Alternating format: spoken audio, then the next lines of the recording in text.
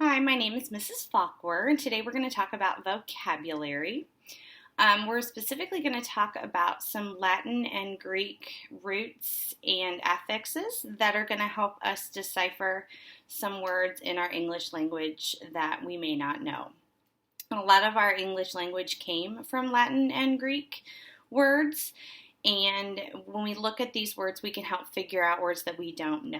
Our target skill, by the end of this lesson, you will be able to use the roots phon, which kind of looks like the word phone, but there's no E on the end of it, so it's pronounced phon, and this word min as clues to decipher word meanings. And these are just parts of words. I'm going to show you what I mean here in a minute. So the first one we're going to look at is what we call a root, and it is phon.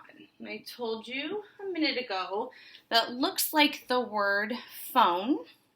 It is part of the word phone without the E, but it's pronounced phon, and you're going to see the word phone in a lot of these words. And it actually has the meaning of sound. My pen doesn't like me. Sound. Let me write that again. Sound. This root means sound. It comes from a Greek word that actually means sound. The first word that we're going to look at is the actual word telephone.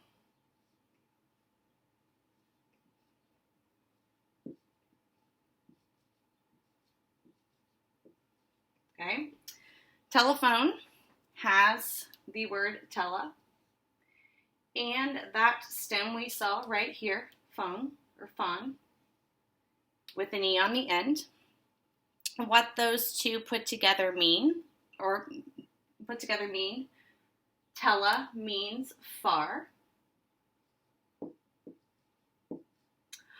phon means sound. When you use a telephone, you are using a far away sound. So those two words together mean far away sound. When you guys do your part of the lesson, I'm going to have you draw a picture, and you're going to get to see my fun pictures here on your lesson. I actually tagged some in from the internet, but I'm going to go ahead and draw a cell phone because that's what we use here. So here is my fun cell phone. We'll do an old school one. It might look like a calculator. I do not win any awards for art, but I like to do an association picture because that just gives us an idea in our head of what it means. So when you see the word telephone, you're going to remember that phon means sound and tele means far. That word means far off sound. So next word we're going to look at is homophone.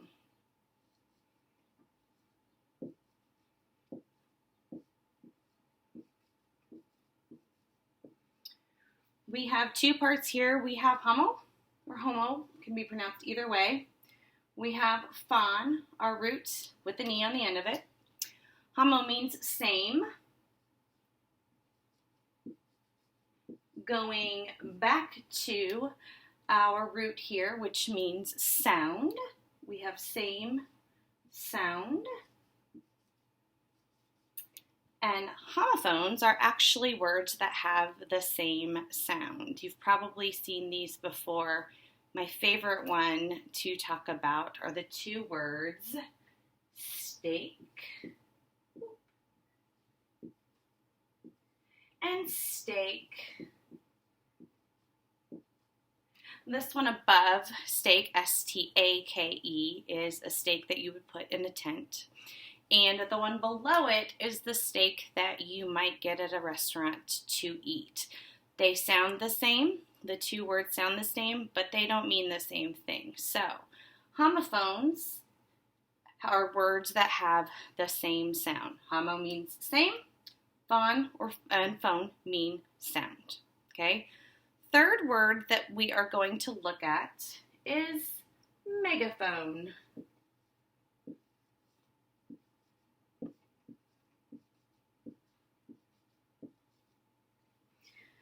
Mega. I love mega. It's one of my favorite words. So mega actually means large. So mega means large.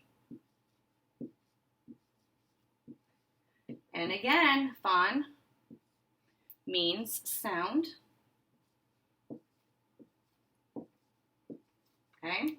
Large sound. Megaphone is going to be a large sound. Maybe sometime you've been in a park and had someone trying to get a group together with a megaphone. Cheerleaders use megaphones to cheer on. Again, I don't win any awards for drawing pictures, but there is my picture of a megaphone. So, what you guys will be doing later on, this is my modeling to you. I went through phone on your picture. What you're going to see is I have gone through and given you examples of all of these. They're already there. I have the word that is actually broken up. I have the meaning, and I have a picture for you. I have a picture from the internet, which is much better than my drawing. Now we're going to go through and we're going to do it together. I'm going to give you some examples, and you're going to go ahead and write it down. So that's the end of the I do part of my lesson. What I would do with the students now is I would go through the Latin root, which is men, which means small. I have 3 words there. I have miniature, which is the small state of being. I would do the same thing and have the students actually write the different things that I have there. If they're using an electronic device, they could find a picture from the internet. They could, some of them that want to print it off could do that. I have the word minimize, which means to make something small. And I have the word minor, which means small person. So they would get a kick out of that being a minor.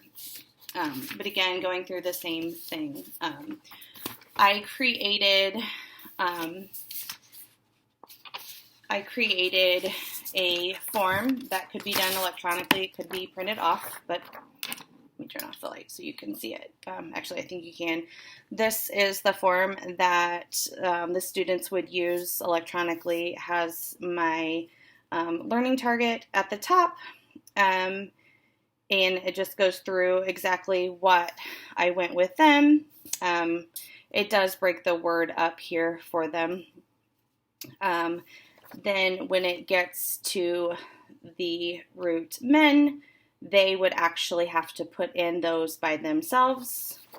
When it gets to the you do part, they are responsible for finding 2 more that go with phon and 2 more that go with men, and doing it on their own. Something that I really thought, I'm kind of getting ahead of myself here, something that I really thought might work well when doing that part on their own is something that I looked at on the K-12 website was the fact that there was the ability to put students into groups, and since this was a reteaching lesson and some of the students were not proficient, maybe breaking them up and putting them in groups with one student who was advanced, one student who was proficient, one student who was not proficient, so they could work together and possibly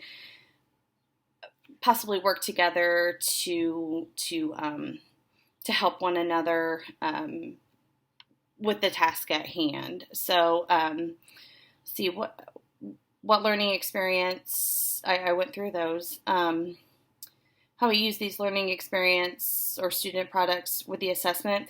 One of the things I thought would be great, since the standard that I chose was using grade appropriate Latin and Greek affixes, is creating a collaborative list of those roots and stems, and so that they could use them for an assessment, have something that they could use at the end, that they could go back to and use. That's something that I've done in the past. let's see, accommodations for special programs. That's where the working in groups and assigning a facilitator. I thought the opportunities for doing written work as opposed to digital work. Some of the students do better with written work. Some of the students do better with digital work.